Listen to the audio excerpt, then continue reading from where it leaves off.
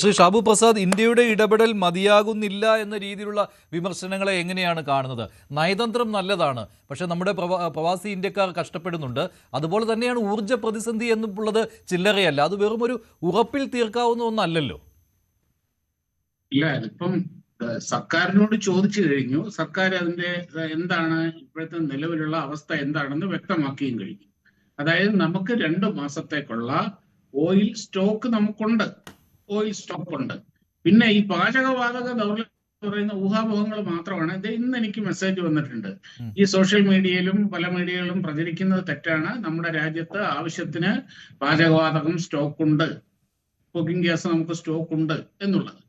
ഗവൺമെന്റിന് നിലവിലുള്ള അവസ്ഥ, ഗവൺമെന്റ് എങ്ങനെയാണ് ഇത് കൈകാര്യം ചെയ്തിരിക്കുന്നത്, ജനങ്ങൾ ഭയപ്പെടേണ്ട, ഇതല്ലേ ഈ ഒരു ഉറപ്പല്ലേ സർക്കാരിന് കൊടുക്കാൻ പറയും. ഈ ഉറപ്പിനപ്പുറം എന്താണ് നിങ്ങൾ ഉദ്ദേശിക്കുന്നത്?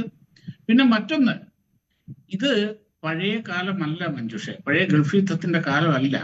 ഓയിലിന്റെ സോഴ്സ് എന്ന് പറയുന്നത് മിഡിൽ ഈസ്റ്റ് മാത്രമല്ല. ഇന്ത്യ ഏറ്റവും കൂടുതൽ ഇപ്പോൾ ഓയിൽ വാങ്ങുന്നത് റഷ്യയിൽ നിന്നാണ് എത്രയോ കാലമായിട്ട്. ആ സപ്ലൈ കാര്യം ഹോർമുസ് അടച്ചാൽ പോലും അവിടെ നിന്ന് ഒരു തുള്ളി ഓയിൽ കിട്ടിയില്ലെങ്കിൽ പോലും, വന്നില്ലെങ്കിൽ പോലും നമുക്ക് ഇവിടെ ഓയിൽ പ്രതിസന്ധി ഉണ്ടാകാതിരിക്കാനുള്ള നടപടികൾ സർക്കാർ എടുത്തിട്ടുണ്ട്. അതാ ഞാൻ പറഞ്ഞത്, പല വിവിധ സോഴ്സുകളിൽ നിന്ന് നമുക്ക് പകുതിയോളം 50% മിഡിൽ ഈസ്റ്റിൽ നിന്നാണ് വരുന്നത്. ബാക്കി 50% വരുന്നത് മറ്റു സോഴ്സുകളിൽ നിന്നാണ്. ആ 50% കൂട്ടേണ്ട കാര്യമേ ഉള്ളൂ. ഇത് വളരെ കാലമായിട്ട് നേരത്തെ തന്നെ ഇങ്ങനെ എന്തെങ്കിലും ഒരു പ്രതിസന്ധി ഉണ്ടായാൽ സംഭവിക്കാം, അതൊക്കെ കണക്കാക്കി ആയിരിക്കണം. സർക്കാർ വളരെ നേരത്തെ തന്നെ നമുക്ക് പുതിയ വെണ്ടേഴ്സിനെ കണ്ടെത്തിയിട്ടുണ്ട്, അങ്ങനെ ചെയ്യുന്നുണ്ട്. ഇതിന്റെയൊക്കെ ബേസിലുള്ള ഉറപ്പാണ് ഗവൺമെന്റ് കൊടുക്കുന്നത്.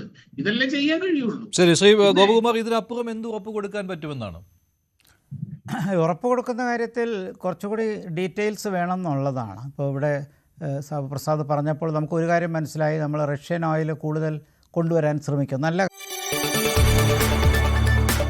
കൂടുതൽ വാർത്തകൾക്ക് news 18 Keralam YouTube channel subscribe ചെയ്യുക.